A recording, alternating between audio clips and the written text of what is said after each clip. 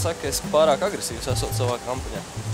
Man jau pašam liekas, ņemot vērā to, kas ir mūsu valsts un zem ir izdarīts, pārāk atslābinājies esmu. Mēs no saviem senčiem esam saņēmuši mantojumā valsti. Viņi ir dzīvojuši zemnīcās, plēsuši līdumus, cīnījušies, miruši. Daudz no viņiem neko dzīvē tādu lielu nesasniedz, bet viņi atdeva pašu galveno, kas viņiem bija. Viņi to atdeva par mūsu zemi tā, lai mēs šodien te varētu dzīvot, runāt latviski. Un daudz kas šobrīd notiek pateicoties viņu enerģijai. Uz viņu inerces tas balstās. Es saviem bērniem tāpat gribu nodot mantojumā šo zemi. Es nezinu, cik šī sistēma man tālu ļaus aiziet, bet es esmu nobriedis cīnīties līdz galam. Mums 11. novembra Krastmalā maršēja kaut kāds praids. Krastmalā, kur brīvības cīnītāji savus asins lējuši.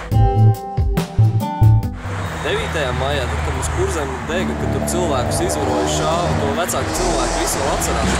Tagad Rīgā 2010. gadā mums staigā ar Staļiņu ģimetnēm. Ko ar jauniešiem dara? Kāda mums nākamā paudze aug, kas skolās notiek? Kādas muļķības tiek izglītības programmās liktas iekšā par dažādām tolerancēm un tā tālāk. Sākot jau 7. klasē jau sāk stāstīt, cik cilvēki ir dažādi un kā viņus visus jāpieņem. Kaut kādas reformas vajadzīgas. Patiesībā mums valsts no jauna ir jāuzceļ. Krievu partija nosacīta, sit pie krūtīm, mēs par Krievu interesēm. Viss kārtībā, kāds ierosina procesu par to, kāds saka, ka viņi kūd uz nacionālo naidu? Nē. Pamēģini pateikt, ka tu esi skaidri par latviešu interesēm. Viss norakstāms. Tu esi nacists, tu esi fašists, visu, ko vēlēs. Tu zini, kam tas piemineklis ir? Brīvības cīņās viena brīvprātīgo rota tepat pāri dzelzceļa tiltam tika dzīta. Tas bija māņu manevrs, lai pretinieki domātu, ka šeit ir galvenais uzbrukums, kamēr mūsējie pacēlās Daugavgrīvā. Tie visi bija brīvprātīgie, jo viņi skaidri zināja, ka viņi ies nāvē, un tā arī notika. Viņus uz tiltu visu šeit nošāva.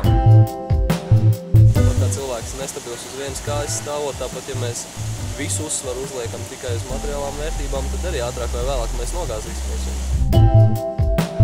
10 000 cilvēku apmeklē dziesmu svētkus, priecājās par tautas tērpiem, iet gājienā, skatās koncertus. Tas taču ir tas mūsu spēka avots. No tā mēs esam izauguši, tur ir mūsu saknes. Tāds jēdziens kā tradicionālās vērtības, man liekas, drīz tāpat kā patriotisms kļūst pa lamu vārdu, lietos tikai kaut kādi trakie. Cilvēki ar svešām vērtībām mūsu vietā izdarīs to, ko viņi paši vēlas, nevis to, ko mūsu interesē. Tas taču ir tas, par ko mēs sapņojam, tas ir tas, par ko gāja cilvēki demonstrācijās, par ko piketējām, par ko savām uz barikādēm, par ko daudz ir atdevuši dzīvības. Ir pienācis brīdis, kad mums šo sapni beidzot īstenot dzīvē.